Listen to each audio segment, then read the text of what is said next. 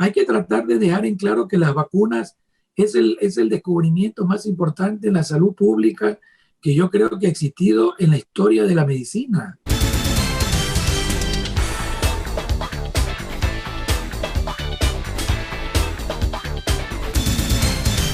Qué gusto poder tener al doctor Washington Alemán, infectólogo con nosotros.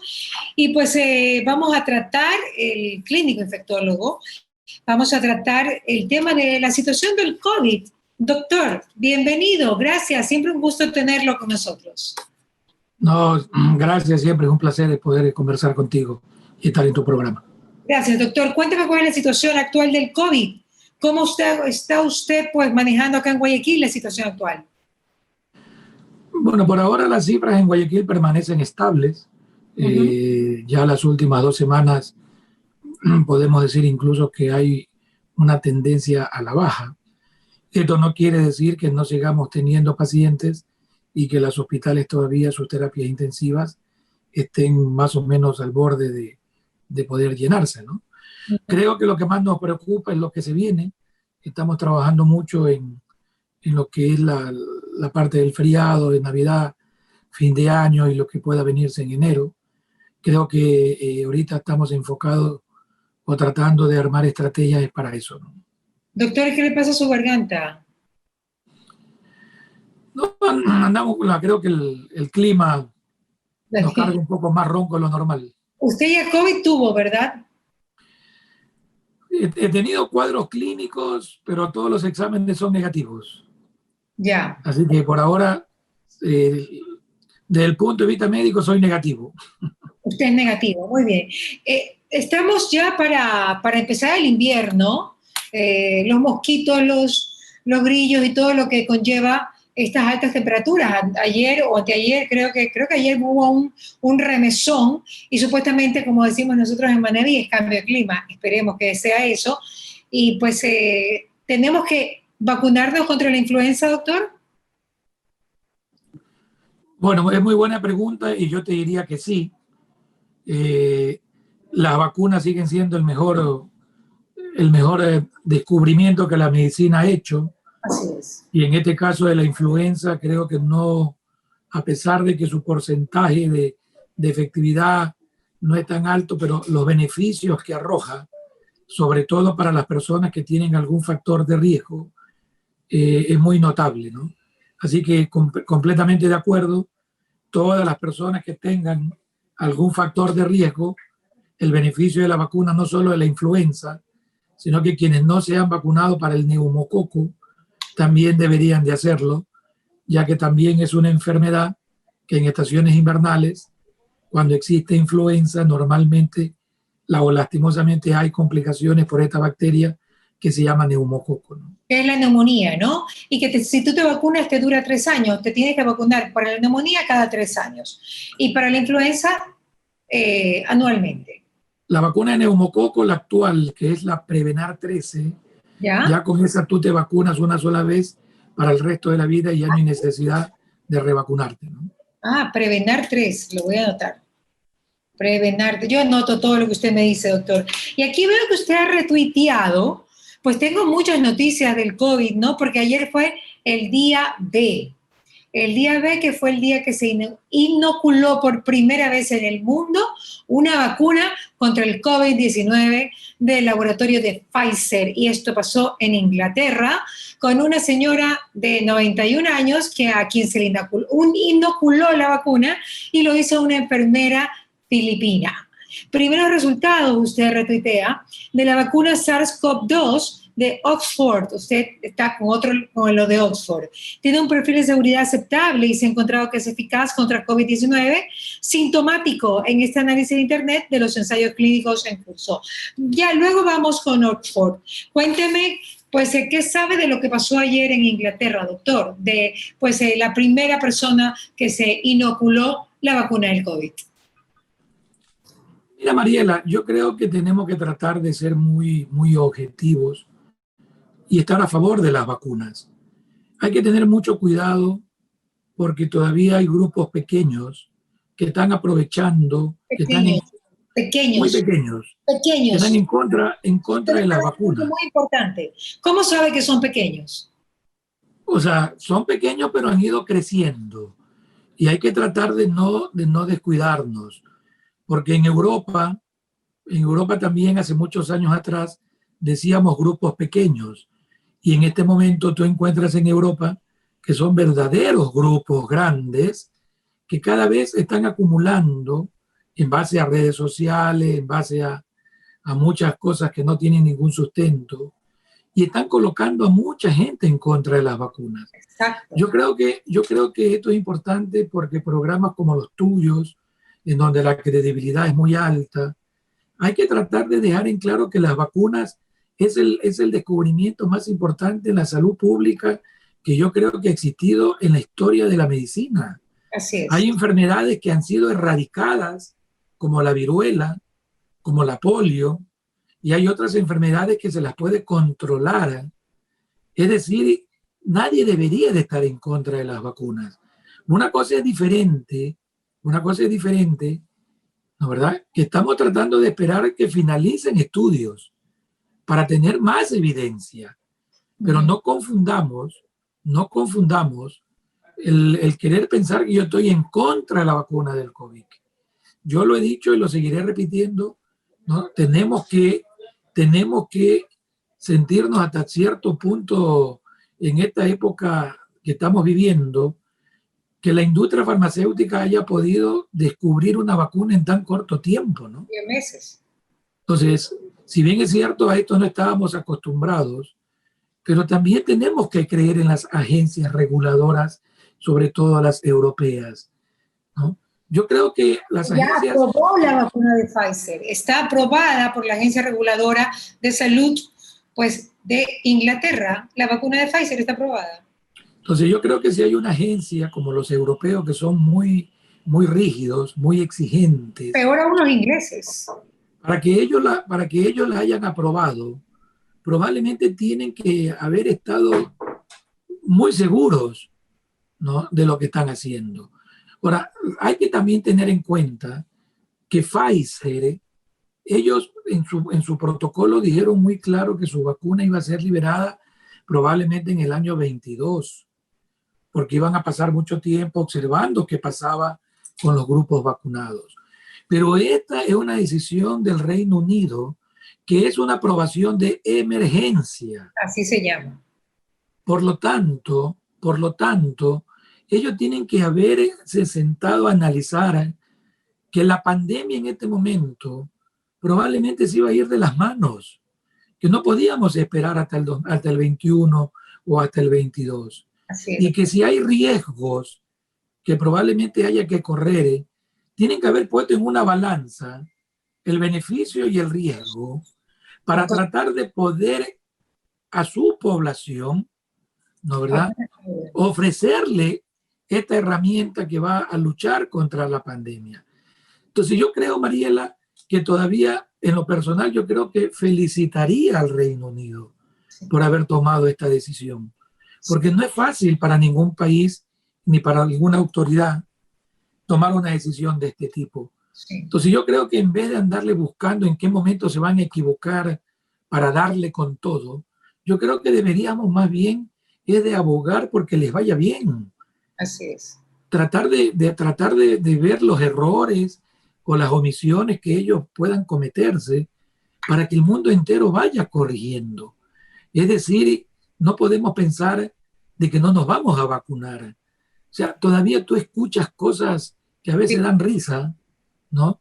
Que te van a meter un chip en el cuerpo, que te van a descubrir o cosas por el estilo. Entonces yo creo que hay que tratar de ponernos todos juntos a defendernos. Sería bueno que, no sé si usted lo puede hacer, doctor, habría que entender de qué manera actúa pues el ARN que va como mensajero pues y le dice a la célula que se defienda contra el virus y que nunca llega al ADN de la célula, perdón, lo cual es importante recalcar. Yo no soy ninguna experta, pero me he informado y he leído. Nunca llega, por lo menos la de Pfizer, al ADN de la célula, lo cual se considera un buen augurio. Así que todo este tema de que va a dejar estériles a las mujeres y una cantidad de cosas, creo que no podrían decirlo porque no tienen ninguna prueba. Totalmente de acuerdo, ¿no? Totalmente de acuerdo. Fíjate que estamos hablando de vacunas modernas, en donde cuando tú sacas una vacuna RNA y si el virus llega a mutar, tú también puedes mutar la vacuna rápidamente. Es decir, tienes una facilidad. O sea, no le veamos solamente lo imaginativo o lo que la gente a veces deja volar la imaginación, pensando que cuando habla de material genético, piensa que se te va a meter en tu material, te va a causar problemas. Créeme lo que es lamentable a veces escuchar este tipo de expresiones, De concepto, cuando, de creencia. si bien es cierto, esta es la primera vacuna ARN que se va a aplicar en forma masiva, pero tiene más de 10 años estudiándose.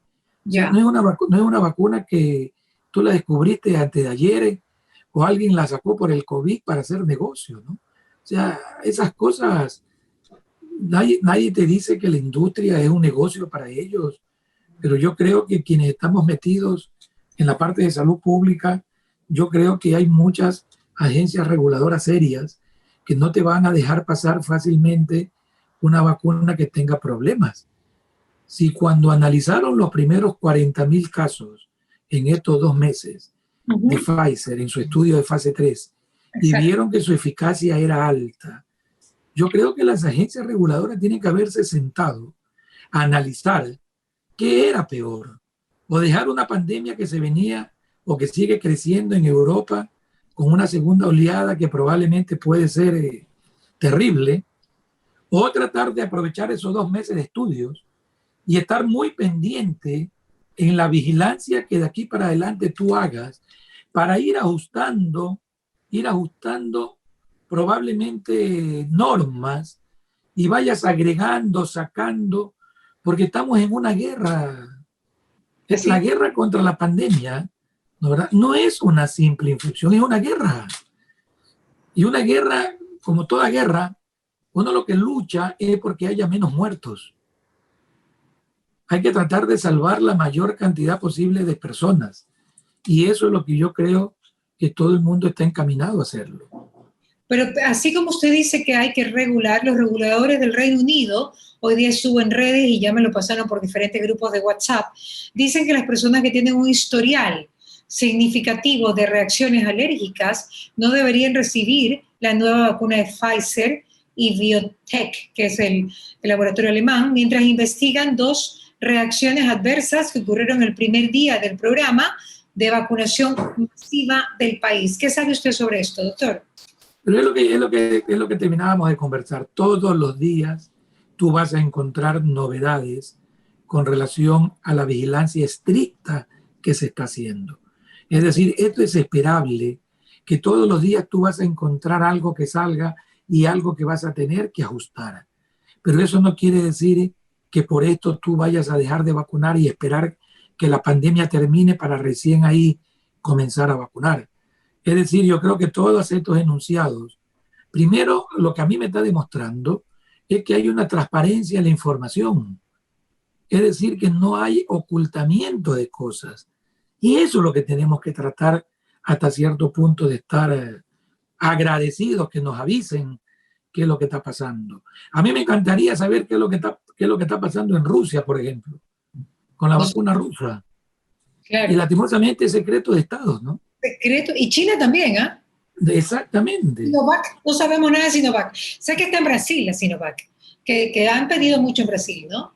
Entonces, una de las cosas que normalmente uno exige, que es la transparencia en la información, yo creo que en el Reino Unido, al menos por los antecedentes que tienen los europeos, creo que en ese sentido son mucho más estrictos, son mucho más meticulosos, ¿no? En todos los efectos colaterales que estos puedan tener.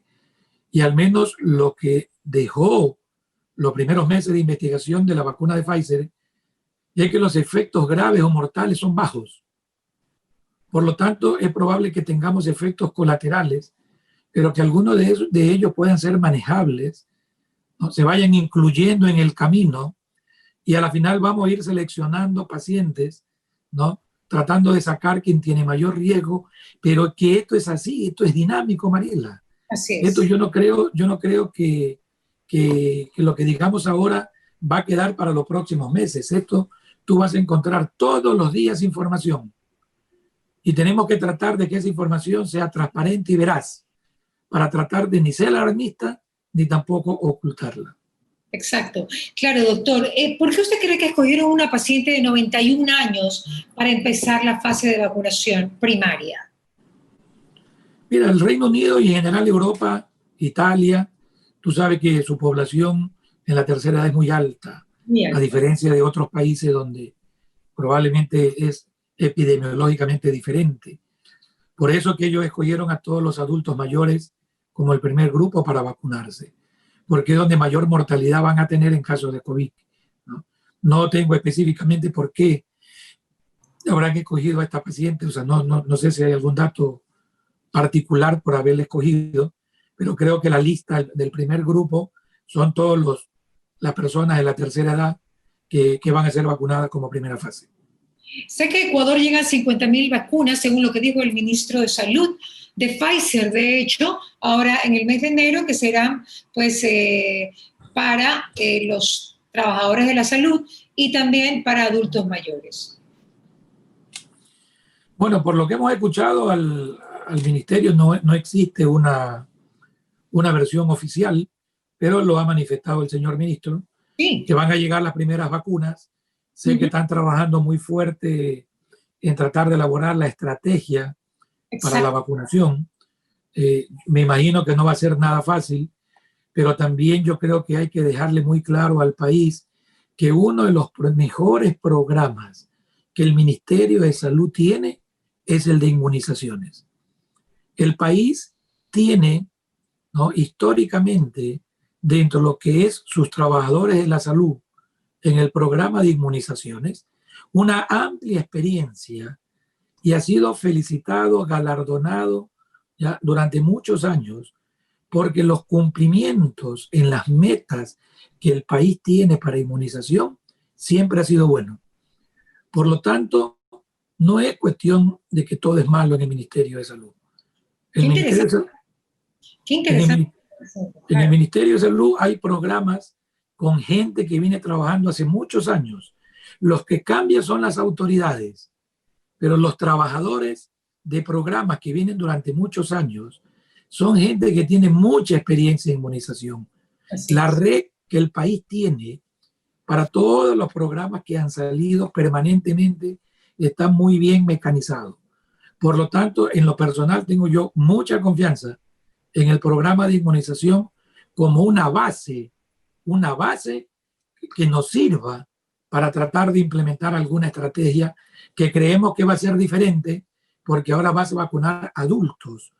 Los programas de inmunizaciones históricamente son hechos para la parte pediátrica, pero Así es. ahora como vamos a vacunar adultos, probablemente van a haber ciertas estrategias que tendrán que irse implementando.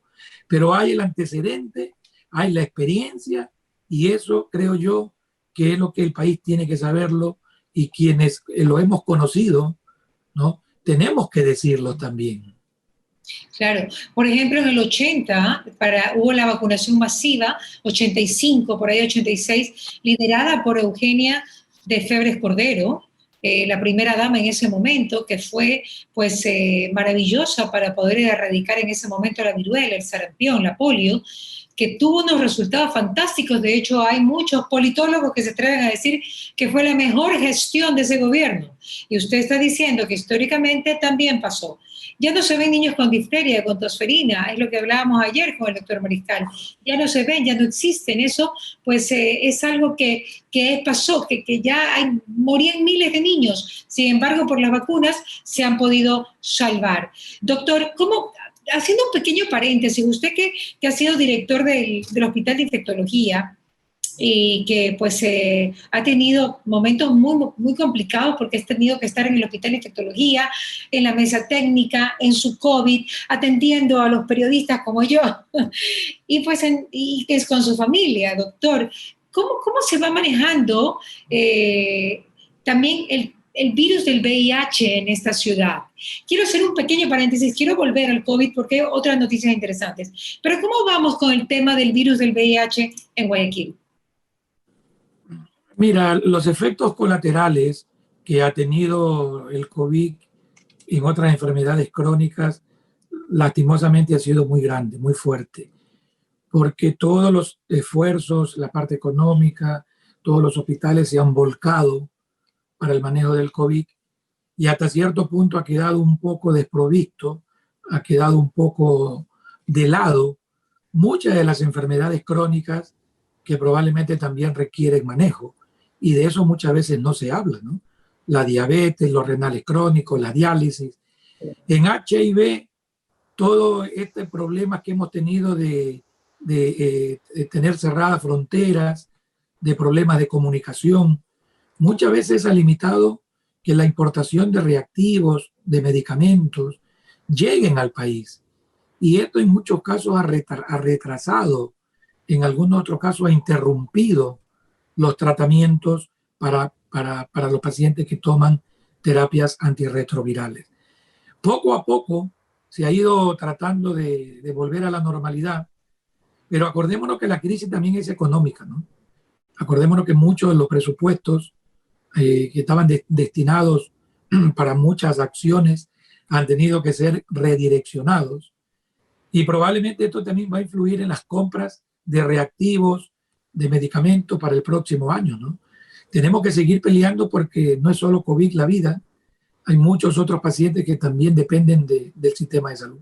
Y yo tengo entendido, hablando que también el sistema de salud no todo es malo, definitivamente, y es que en el hospital de infectología a muchos extranjeros que ahora están en nuestro país se les provee de retrovirales para poder ayudarlos.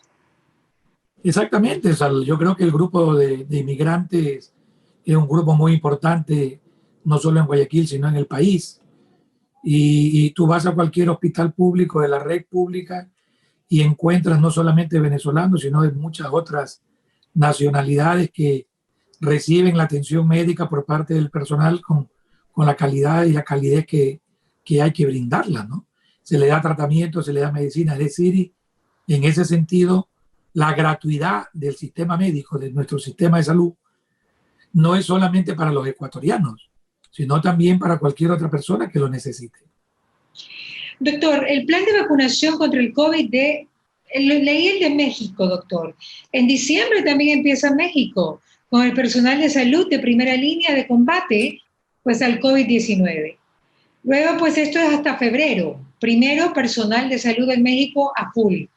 Estoy diciendo México para tener una idea de cómo va a ser esto, ¿no? Porque definitivamente la estrategia de cómo vacunar y ahora que van a ser adultos es importante.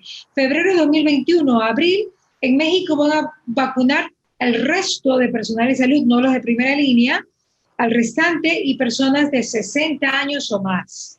Pues luego de eso, en abril comenzarán de abril a mayo, con personas de 50 a 59 años, de mayo a junio, personas de 40 a 49 años, y en junio, de junio en adelante, el resto de la población. Estamos hablando de un plan de vacunación en México de más o menos 7, 8 meses.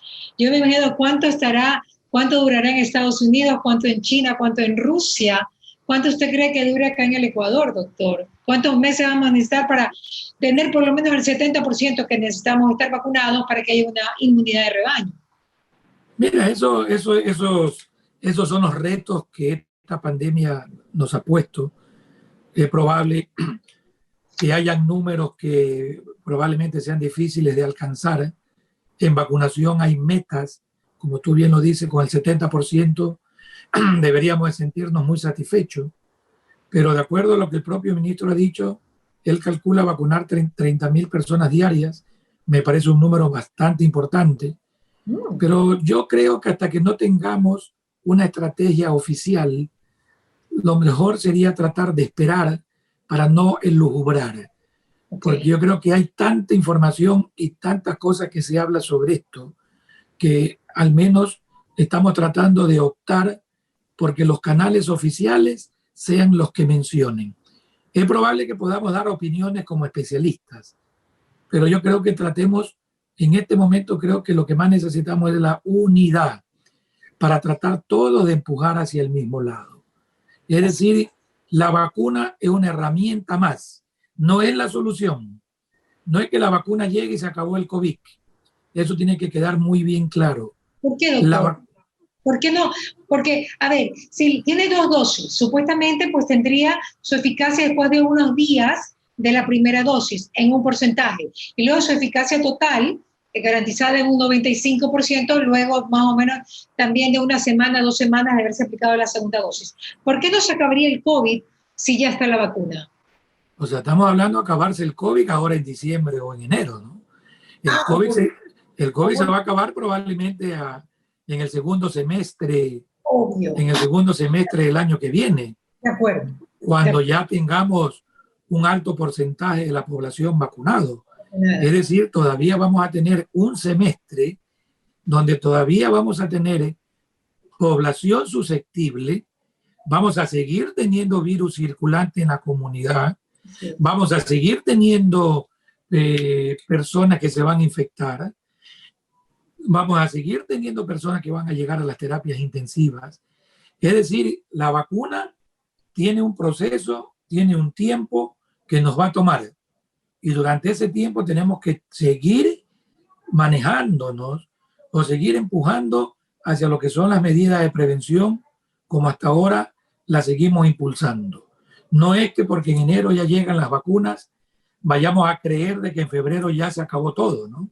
Tenemos que tratar de, vuelvo y te repito, ver las versiones oficiales, ver los planes oficiales, los esquemas y el tiempo, para a partir de ahí poder hacer una proyección de lo que pueda pasar en el país.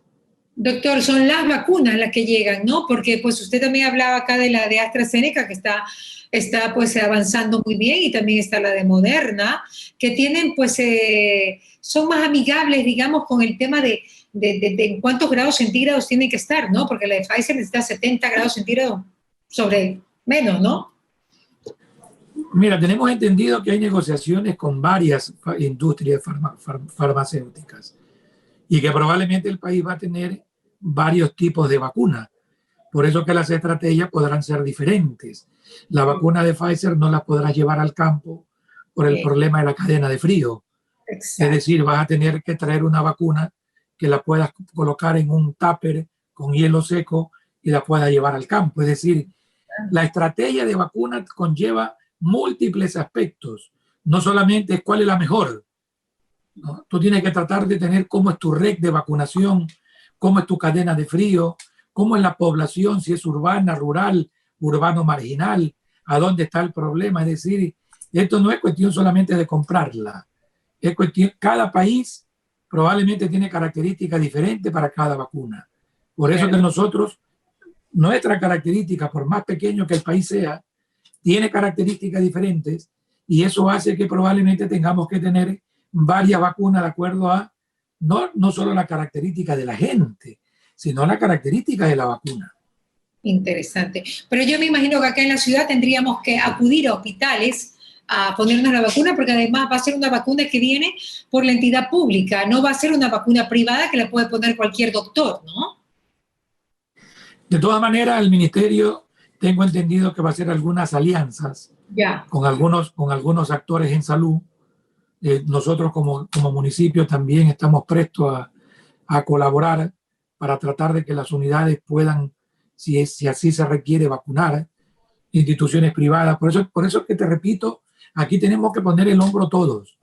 Aquí tenemos que tratar de apoyarnos entre todos para que justamente el objetivo es tratar de que el COVID se vaya, que no haya más muertos, que no tengamos mayores sufrimientos como los de marzo y abril. Ese tiene que ser el objetivo, ¿no? En general común entre todos los ecuatorianos y en este caso entre los guayaquileños.